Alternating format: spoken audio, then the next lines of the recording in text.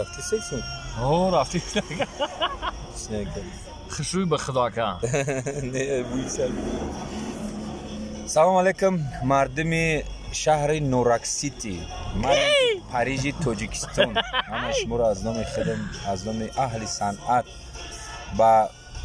30 سالگی استقلالیت جمهوری تاجیکستان تبریک گفته از نام نه برادرم نام کی بوده یوسف جان میخوام که همتون مثل همه یوسف باشین همیشه یوسفانه زندگی کنین زلیخا فقط عقفاتون بوده باش اقبال آورو و شما اقبال آورو مردم مسکو که هستین کدام نمود مردم تاجیکستان غریب هستین که نورکی ها هستین شما سلامت باشین ما هم وقت شما در تماسم بعضیتون قطعی خداوند زنده باشین با هم خیلی 30 سال ها عمر ببینید آمین الله اکبر دشمناتون کور شود الله اکبر ماهیاتون بسیار شود ماهیاتون بسیار شود تاجیکستان با پیش